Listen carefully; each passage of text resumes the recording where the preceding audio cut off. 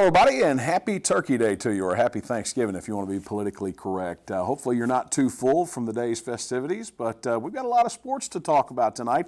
Of course, the LMU basketball men and women are off today, but they are most likely at either one of their players' homes or doing team gatherings, but they have had a successful week, as have the Lincoln Memorial University volleyball team, who finished the year last week. And we're going to talk about that tonight, about Jenny Michael and her squad's run into the South Atlantic Conference tournament over in Anderson, South Carolina. And we'll talk about last week's LMU men's and women's basketball action. Matt Green is our guest tonight. He is the athletic director from Lincoln Memorial University. We're going to be talking about some projects going on campus, the progress of those projects, and what's to be expected in the near future in terms of the facilities and the LMU athletics programs. To keep up to date on all that's going on with LMU athletics, pull up the LMU athletics website, www.lmurailsplitters.com. We'll take this break and we'll be right back. Whether it's breakfast, lunch, or dinner, Subway of Harrigan and Middlesboro has your fresh interest at heart. On your way to work, try one of our mouth-watering breakfast sandwiches or flatbread omelets. If it's lunch or dinner you're after, choose from a wide selection of classic, select, or premium sandwiches that are all made specifically to order. Serving a crowd, Subway also has sandwich platters, giant subs, box lunches, and even cookie platters. Be it dine in or carry out, you can eat healthy and eat fresh at Subway. 368 Catawba Avenue in Harrigan and on the corner of the Village Square Mall, Middlesboro. You love your car or truck? Let us help you keep it clean at Soapy J's. Soapy J's has unlimited wash plans to fit every budget. Try our $5 express wash or one of our 3 monthly wash plans. The Wheel Deal, the Soapy J, or the new Blast Wax. With our monthly wash plans, if you pay with credit card, all you do is pay for the present month and your card will be billed on the first of each month. Don't forget, Soapy J's has free vacuums with any wash. Soapy J's Express Car Wash, open 7 days a week. Let us help keep your car or truck clean at Soapy J's. Soapy J's on the Cumberland Gap Parkway, Middlesboro. Whether institutional case good or architectural woodwork, Nolan Products Incorporated of Knoxville has been serving East Tennessee, Southwest Virginia, and Southeast Kentucky since 1958. From concept to finish, Nolan Products custom builds to the highest quality standards to meet your facility specifications while using only the finest materials available. Nolan Products has been serving and meeting the needs and requirements of general contractors and architects in East Tennessee and surrounding area for more than 55 years. Nolan Products Incorporated, 912 Forsyth Street Northeast, Knoxville.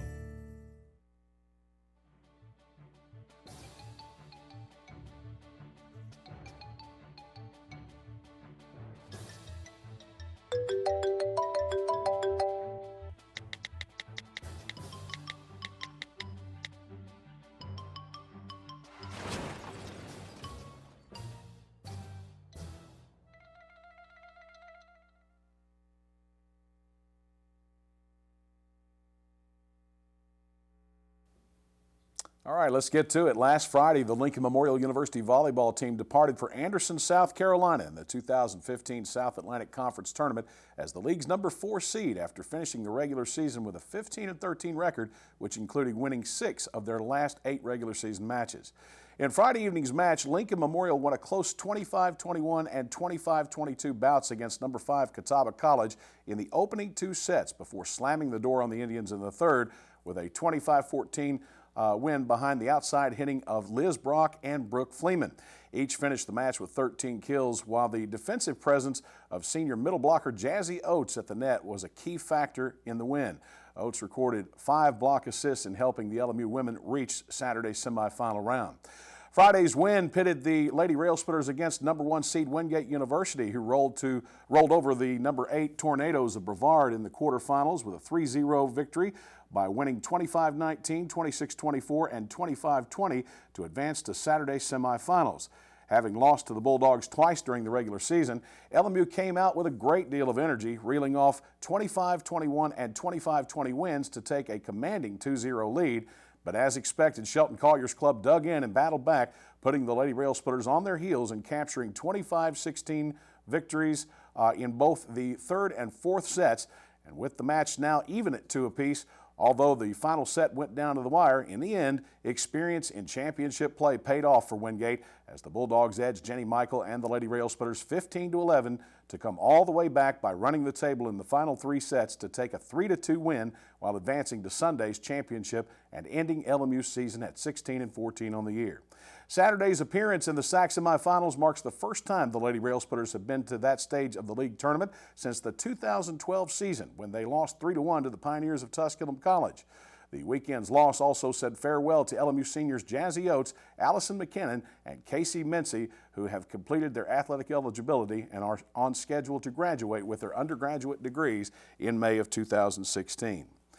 Well, last Thursday evening, Josh Schertz and the 2015-16 Lincoln Memorial University men's basketball team opened the year's home schedule when they played host to Will Hardin and the Tigers of Hiwassee College.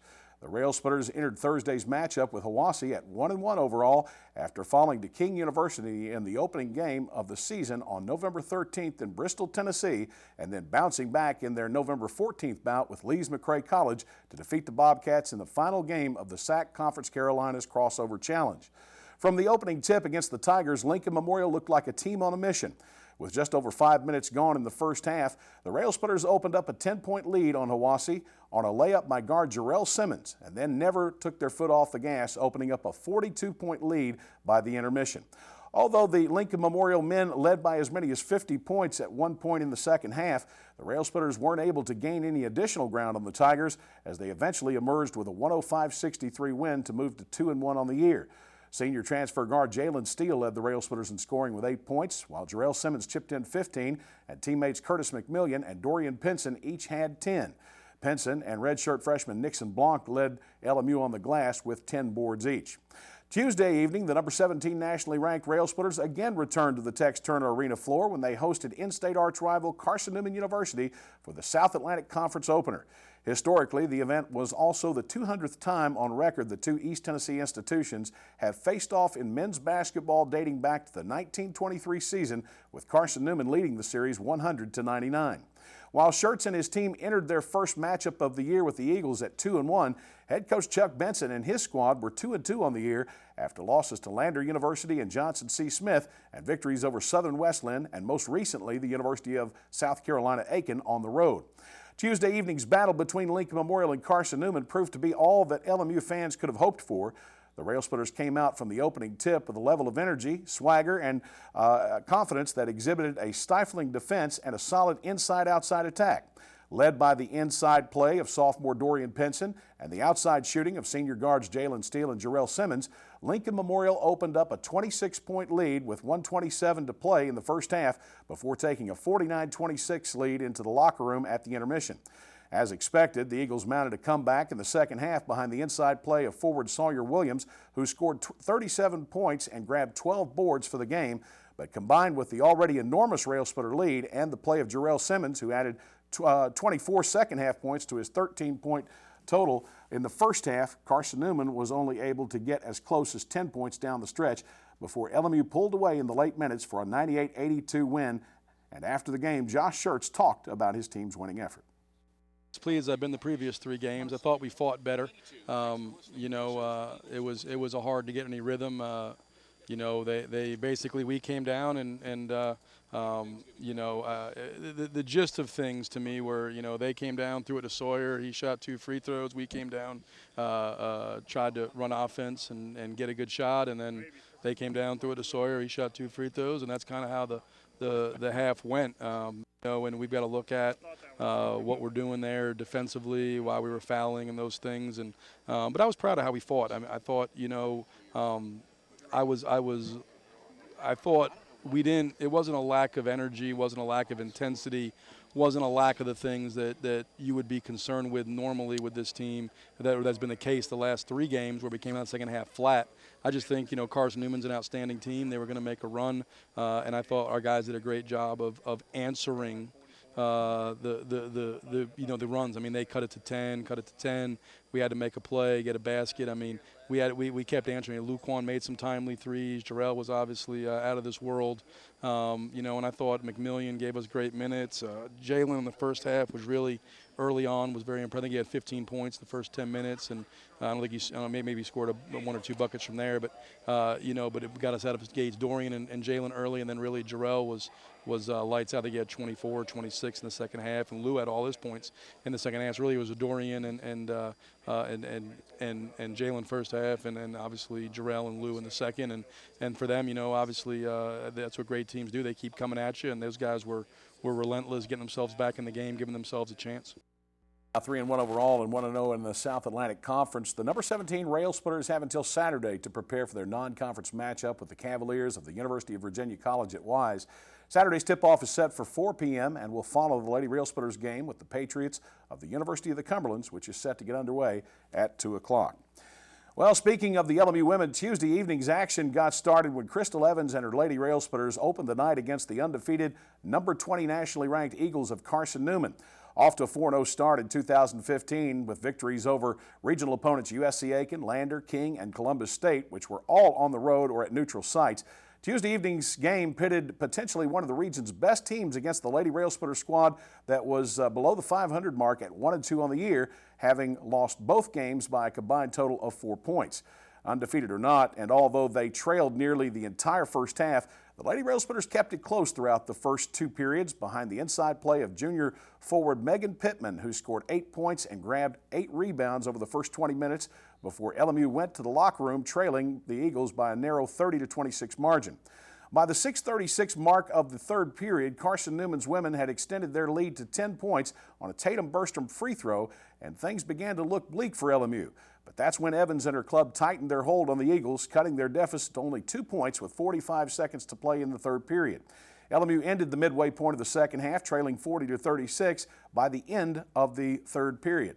As the final 10 minutes got underway, the Lady Railsplitters quickly reduced the Eagle lead to only 2 at the 9:44 mark on a pair of free throws by Megan Pittman.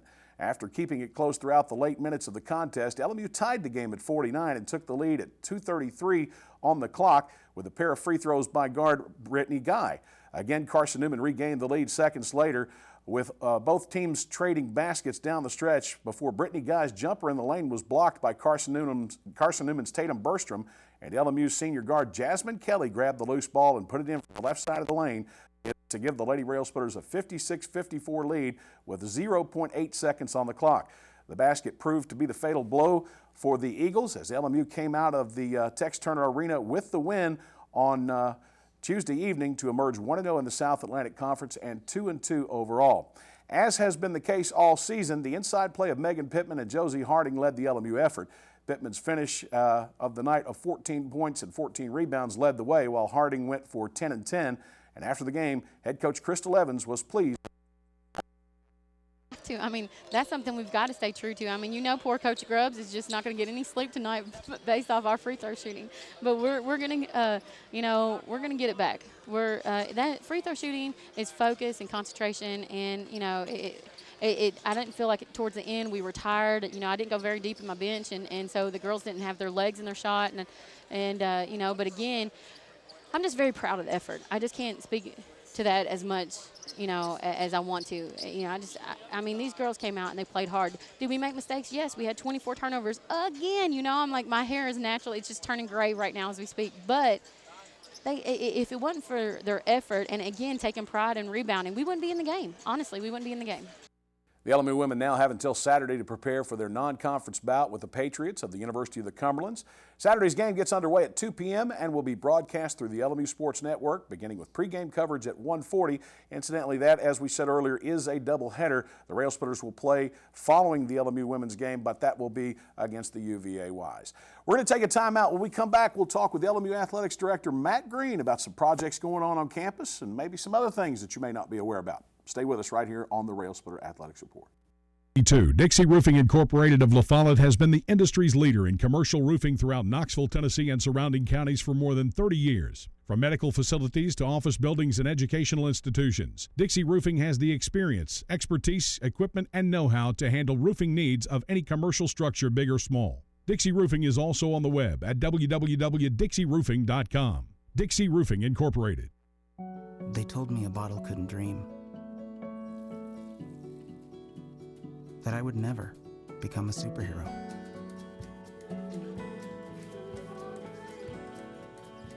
But I learned how to fly. Just to come back in a new disguise. And be the hero that I've always wanted to be.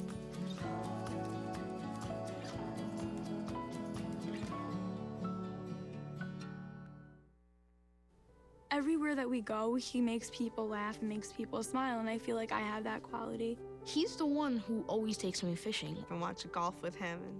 And I watch him cook because when I grow up, I want to be a cook too. We have the same faces like this. Dad is the one, when you fall, that picks you up. That unconditional sense of presence and reassurance is really what makes him my father.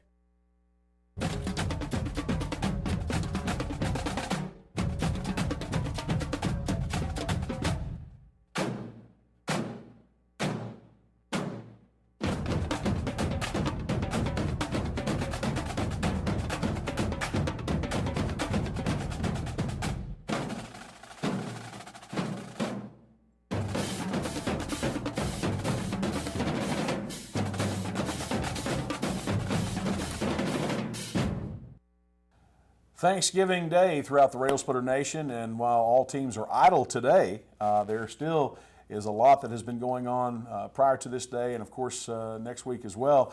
A lot of projects going on as Matt Green, LMU Athletics Director, joins us. Matt, welcome. Thank you. Great to be here. You know, it's basketball season. The cold weather's finally come to the tri-state area. A lot of people are experiencing that, and you know, volleyball has now brought an end to their season, but with basketball, there's so many other projects going on that don't necessarily pertain to the basketball teams, or for that matter, the Tex Turner Arena. They pertain to other sports, and while multiple teams may be able to use these facilities once they're complete, these projects are in the works and not yet really ready to be used. Well, if there's one thing I know about Lincoln Memorial, there's always something being built, always something going on.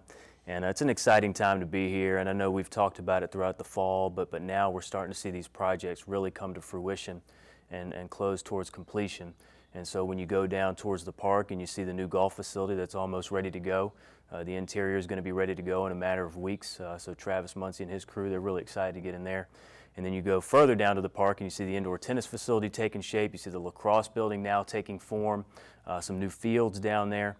So like you said, a lot of projects going on, a lot of things to look forward to in the near future. We'll talk about those projects specifically in a moment, but let's go back. One of the first big things that you had to deal with here at Lincoln Memorial University, and I know that you've been like a lot of other people here. I mean, it's been a nonstop, minute-by-minute schedule on a daily basis, probably 7 days a week, 8 if they could squeeze another one in. But that project was the South Atlantic Conference Cross Country Championship, which we held over at Wasiota Winds in Pineville. And that's the first time we've had that, but it's a huge event, as we see here, to undertake. It's a very large event. We had over 500 people at that golf course, and it went very, very well, and really a tribute to my staff and a lot of the people that we have here on campus. You know, it's the season of giving thanks.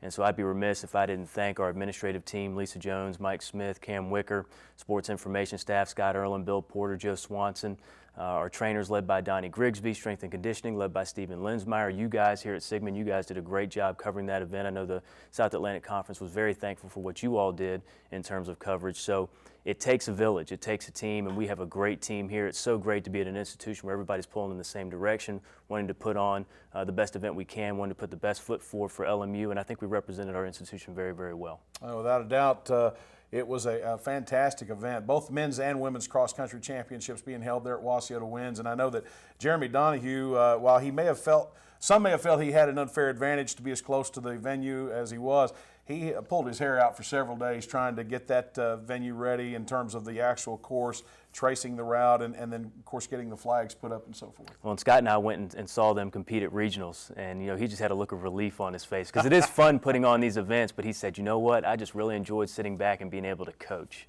So I know he enjoyed putting on the event. He did a great job doing a lot of the prep work.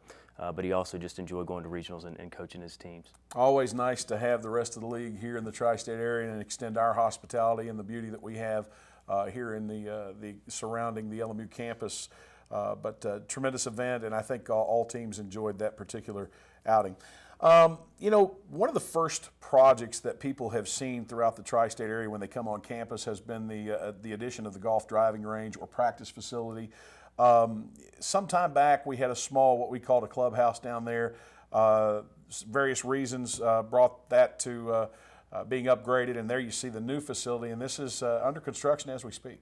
It's a beautiful facility, really state-of-the-art. I think it looks a lot smaller from the outside than what it really is. You go in, you've got team locker rooms, a classroom, you've got a pro shop, you've got offices, you've got a player's lounge. It's really going to be one of the top facilities in the Southeast, maybe even across the country, definitely in Division II. So I know Travis is really excited about that. What kind of advantages does this bring? Now I know we have the golf course management program here at Lincoln Memorial University, but for Travis Muncy and his players, describe some of the advantages this gives them to not have to travel to this course or that, and to be able to practice here at home, and maybe even the indoor facility as well. Yeah, whenever you can keep things in-house, and you know, they're going to be able to do that. Obviously, the great driving range facility that we have, the chipping and putting facility there, we've already added a second green, put Bermuda up there, so that's really going to be a beautiful facility to use. And then you talk about the actual facility and the golf team being able to have their own unique space. It's very, very unique. They're going to have a beautiful lounge in there with a little kitchenette in there. And then you've got the pro shop too, which will allow us to better serve the community as well. I think you're building a culture there, and a first-class culture, and so Travis is really going to be able to sell that to potential student athletes. Well, while this is Thanksgiving Day, there are no turkeys out there right now strutting as hard as LMU tennis coach Benny Collins. He is pretty pleased with the new tennis facility that's going up down at the Harrogate City Park area, and rightly so. I mean, that's going to be an enormous facility. A lot of questions about that. There you see some of the construction, and I know the roof is either almost complete or very, very close to it. It's about halfway done, and you know, once the roof's done, we'll enclose it a little bit. Like we've talked about, 6 indoor courts. It's really going to allow us to utilize practice time no matter what the weather. So we'll be able to have a state-of-the-art outdoor facility, state-of-the-art indoor facility. It again opens up some opportunities for the community to be able to come in and enjoy the campus, enjoy some tennis during the colder months, and if there's rain outside. So again, a great service to our student athletes and our coaches to build our own programs, but also a great service to the community as well. Now, I've been told, I don't know if it's in that facility or if there'll be another facility that's close or adjacent to it, that there will be a weight room down there for the various outdoor teams. Have you heard that? We're kicking around some ideas, and you know, we're going to add on to the ends of that tennis facility. So one of the ideas that has been brought forth is a strength and conditioning weight room, another space for Stephen and his crew. And you know, we're growing as an athletic department. We're going to be close to 400 student athletes very soon. So we have that need for additional space, and that would be a good place to put it. All right. Now, probably the newest project that a lot of you through the tri-state area, and especially those that come to the Harrogate City Park, have seen has been the addition of a lacrosse field house over right in the middle of the Harrogate City Park. And of course that the block has been set. There you see it, scaffolding up, and that one very rapidly taking shape. It's amazing how fast those guys work. You know, I go down and run in the park a couple times a week, a few mornings a week, and you'll go down there and you'll just see another stack and another few feet and another few feet. They're really working hard down there, doing a great job, but that's going to be a game changer for Ryan Kuhn and Caitlin Karasi, especially when it comes to recruitment and retention. That facility, again, it's going to have a lot inside of it. 4 locker rooms, it's going to have an athletic training space, team meeting rooms, coaches' offices. It's really going to be state-of-the-art. It's going to be right there next to their new game field, which is going to be a beautiful facility down there in the park, which is a beautiful setting anyway. So we're really excited about that taking shape. With the addition of all these new athletics facilities, the addition of extra teams, and I know we've talked about bowling, we've talked about sand volleyball for the women, we've talked about men's volleyball, that adds additional things to your plate as an athletic director. Did you ever in your wildest dreams think that you would have as much thrown at you as quickly as it has been since you took over the helm? Well, I knew that there was a possibility. Again, LMU's in a state of growth right now, and we want to do all we can to help that effort too. You know, we want to fill our niche within the institution. If we're trying to grow undergraduate enrollment, we want to do our part. But we also want to add competitive programs that provide opportunities for student athletes that they may not have otherwise had. And so we're going to be able to do that. Well, I'll tell you what, you know, you throw on top of that, he gets dragged into this meeting or that meeting that pertains to other things on campus, and I'm sure that your plate is rather full, and it doesn't leave a whole lot of time for chit-chat with those that you pass throughout the day, but I guess you're probably trying to make time for that as well. Well, that's why I like coming here, Rusty. I get to sit down, talk to you for a good 8 or 9 minutes. You know, it's nice and relaxing, soothing. Catch the replay of the LMU Josh Schertz show on Monday nights, and you'll see all that. He made time to come up for that as well. Obviously, it's that time of year when we are giving thanks, and I know that we're thankful to have you here, and I'm sure that you're probably thankful to be in a program that has a cooperative administration and one that is looking to the future and trying to grow in various ways. It's great to be here. First 3 months have been a blast, and again, always appreciate the time to spend with you, Rusty. Matt, thanks. Thanks. All right, we're going to take a time out. When we come back, we've got a little bit to talk about the next week in LMU athletics, so do stay with us right here on the Railsplitter Athletics Report.